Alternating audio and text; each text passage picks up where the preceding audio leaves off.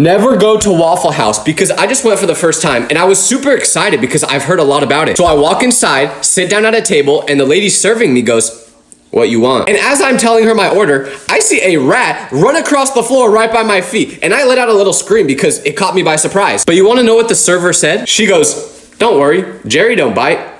Jerry? You named the rat? Meaning it's been here before? And also, how do you know he doesn't bite? Just because Jerry hasn't bitten yet doesn't mean he won't in the future. But anyways, I ordered waffles and the service was pretty quick. She brought them out to me right away and they looked great. So I took my first bite, but something about them just tasted off. Now I never want to be the person that asks for new food. So I just took a couple more bites, but I started to cough and I was like, okay, I can't eat this anymore. And I asked her if she could make me new waffles and she was like, "Sure, honey." But now I was curious why these tasted the way they did. So I watched her make these new ones and I figured out why. I saw her go to the waffle maker, open it up, and spray it with Febreze. No, not cooking spray.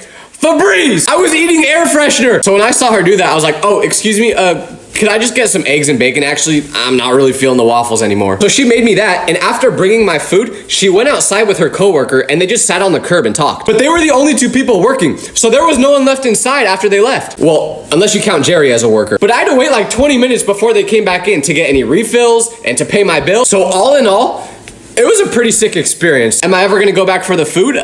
No, but I may go back for the entertainment. That was pretty good. You can always tell from the moment you meet someone if they're gonna be your friend forever or not. Because you know how when you first meet someone, you don't show them your whole personality because you don't want them to think you're weird. Well, when it's someone that's your best friend, you don't have to do that. Because the first day that my best friend and I met, instead of asking me what my hobbies are or where I'm from, the first thing that comes out of his mouth is telling me about how he has a really bad rash, and then he asked me if I ever get rashes. And usually around a person I don't know, I wouldn't answer that question. But around him, I felt comfortable enough to be like, "Yeah, man, I get rashes all the time." And I just realized I've now told everyone on the internet that. But anyways, the first day we met, this guy was moaning in my ear because he thought it was funny. If someone else did that, I'd probably get a restraining order, but not around him. Because when you're with someone that's gonna be your best friend, nothing is uncomfortable with them. Well, except for their rashes. The worst part about growing up is the fact that you can't order the things you really want to eat when you go out. Because the other night, I was at a restaurant I've never been to with some people that I work with. So we're not super close and I don't want to do anything to embarrass myself in front of them. And the waitress gives me the menu, but nothing on it really looks that good until I turn to the very back page and I see chicken tenders on it. Everything else on the menu was a bunch of fancy foods that I couldn't even pronounce. So I was like, "Oh yeah, I'm definitely getting the tenders." But then I look at the top of that page and it says that the chicken tenders are on the kids menu. So now I'm thinking, well dang, I can't order off the kids menu in front of these people that I don't even really know because they'll think I'm like an immature little kid. So I just ended up ordering the ratatouille. Dog, I didn't even know that was a real dish. I just thought it was the movie about the rat that cooks. Turns out this whole time, it's actually a dish that has a bunch of vegetables in it. I'm tired of having to order food like this. I just want to go back to ordering Happy Meals with a toy. Why are people flirting in the comment sections of my videos? Like a girl commented on my video and this guy must have thought that she was cute from her profile picture. So he replied to her and said, "You're cute." And the girl responds back and says, "Thanks." And then he says, "Can I get your number?" And she says, "DM me." Like, get that off my page, man. I was so upset that other people are finding love on my videos, but I can't even do it. So I just deleted the video. So from now on, if anyone flirts with someone in my comment section, you're blocked. You're blocked.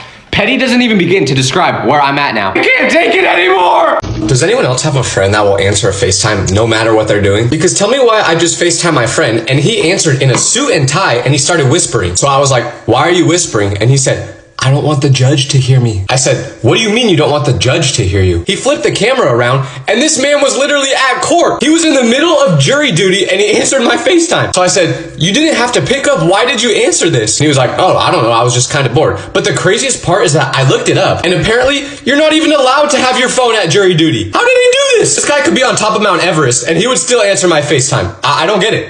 No one talks about how difficult it is to be friends with people who vape because the moment they lose their vape, it's over. They will become a different person. They'll start growling at you, barking, anything. A person trying to find their vape will tear through your house worse than an untrained puppy. But the most hard thing about being friends with people who vape is you can't tell them anything serious. And what I mean by that is I used to have a friend who vaped, but every time I would be having a serious conversation with him, I would be like, Yeah, I don't think my grandma's gonna make it much longer. I think we're gonna have to take her off life support soon. But in the middle of me saying this, you could see them not be able to concentrate anymore because they're just trying so hard to not take a hit of their vape while I'm speaking. Like, dog, you can't even wait 10 seconds to hit that before you start shaking? I can't tell you how many times I've wanted to just break someone's vape. It's so bad. I just Googled the name of a kid who used to bully me when I was 12 years old. First thing that pops up, a GoFundMe.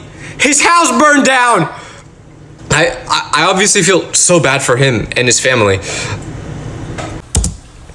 Ever compliment a British person? Because I just met a British person at a coffee shop and I embarrassed myself so badly because they walked in and we made eye contact with each other. So they smiled and said, "What a lovely day out here, innit?" But I didn't expect them to have an accent. So when they did, for some reason, my first instinct was to just talk in that exact same accent back to them. So then I was like, "Indeed, the weather is bloody gorgeous." But since we're in the US, when I said that, they were like, "Wait, you're British too?" And I couldn't admit to them that I was literally just copying their accent or else they would have thought that I was mocking them. So I kept pretending to be British and I said, "I am British." But then they said, "Really?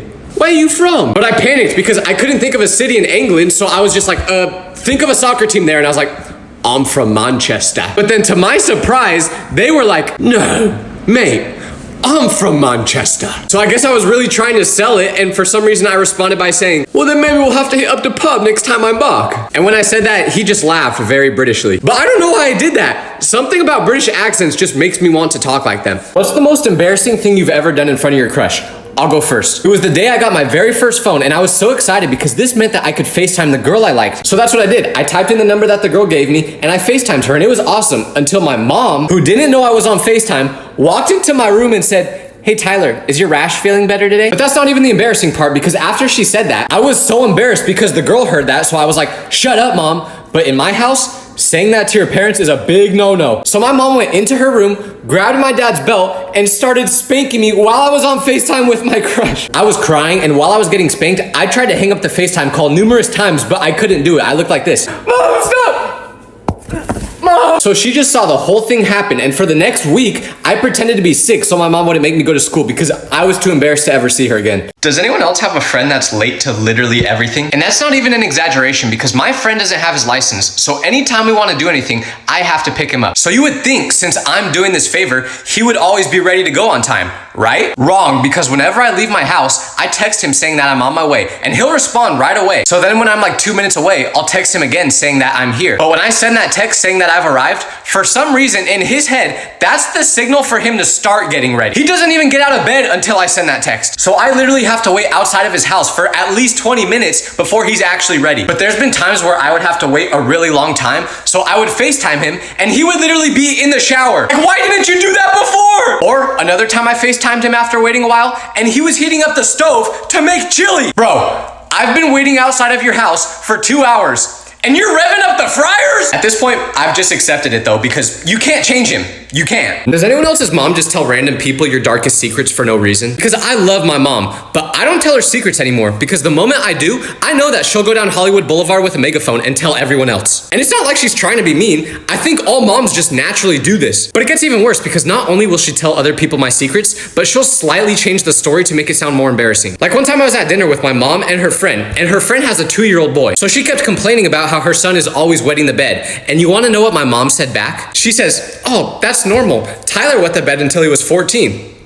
First of all, that's not true. I stopped wetting the bed when I was like a lot younger. But one night when I was 14, I drank too much water before bed and I ended up wetting the bed that night. But second of all, why would you tell them that? She wasn't even asking about me. You initiated that. Like, I get that you want to relate to her, but at what cost? And if you're gonna tell everyone my business, the least you could do is not make it sound worse than it is. I can't even blame her though, because she doesn't do it on purpose. I'm just tired of her accidentally cooking me. You know how people say the customer is always right? That is absolutely not true. Some customers are just stupid. Because I used to work at a clothing store, and one time a customer came up to me with a shirt in their hand and they said, excuse me, do you have this shirt in a medium? But I checked the tag on the shirt that she gave me and it was a medium, so I was like, actually this is a medium. And she was like, no, it's not, because I wear a size medium and this shirt is way too too tight on me. It must be a small. So I was like, whatever, I'll get you another shirt. So I go get her another medium-sized shirt as she asked for, and I give it to her, and she tries it on, and it's still too tight. So I said to her, ma'am, do you maybe want to try a large shirt on? And then she said, no, I don't want to try a large shirt on. I'm a medium. Your sizes are just all wrong. Ma'am, that is a medium-sized shirt. You're not going to want to hear this, but maybe you just gained a few pounds. It's okay, it happens. One time I gained 8 pounds in a day because I ate too many donuts. But I promise you, the shirt is not gaslighting you. It's a medium. And she got so upset when I asked her if she wanted to try a large on that she vowed to never shop there again. And I don't know if she said that because she thought that would make me upset, but I was jumping for joy inside because that meant I wouldn't have to deal with her ever again. But why do they say the customer is always right and not the employee?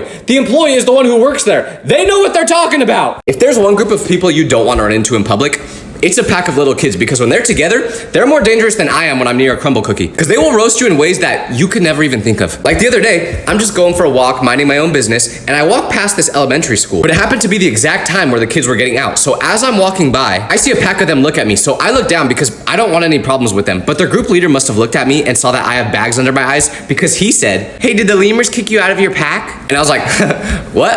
And he goes, you look like a lemur. And he said this because lemurs have circles around their eyes. So his friends started laughing, and I wanted to say a comeback of something like, you only know what a lemur is from watching Madagascar. But I froze, and instead, I just started laughing with them. And I think this kind of confused them, because when I did that, they all stopped, and then they gave me a weird judgmental look like, what's wrong with this guy? And that was pretty much the end of the interaction. But it stinks because I literally had to change the path that I take for walks every day because I don't want to go in these kids' territory anymore. If ghosts are real, the scariest part about them is definitely the fact that some of them are probably British. Ooh! Whoa, a ghost, cool. Oi, bravo, you're not scared of me? You're British? Why can guys not show emotion to each other without it being weird? Because my friend just literally beat cancer. And when he told me that, I reacted by saying, that's amazing, bro, I love you. And I tried to give him a hug, but he backed away. And then he gave me a weird look, and I said, what's wrong? And he said, that's weird, bro. You can't say I love you, then go in for a hug. We're dudes. Bro, you just beat cancer. I'm not trying to take your pants off. All I was saying is that I love you and I'm glad you're alive. But he was like, nah, that's just too weird, bro. So from now on, if any of my friends do something amazing like beating cancer, this is how I'm gonna react. Oh, you beat cancer? Hey, that's fire, bro. That's fire. To everyone who keeps commenting for me to oil up, my family follows me on here, but they don't understand social media at all. So what do you think their reaction is when they go in my comment section and see 500 comments saying, oil up, oil up, oil up? The past 3 nights at dinner, I've had to explain to them what that means. So please stop commenting it. I can't do this anymore. I do not care if I get insulted by a man or a woman, but if I get insulted by a kid, I want to cry because they do not lie. If they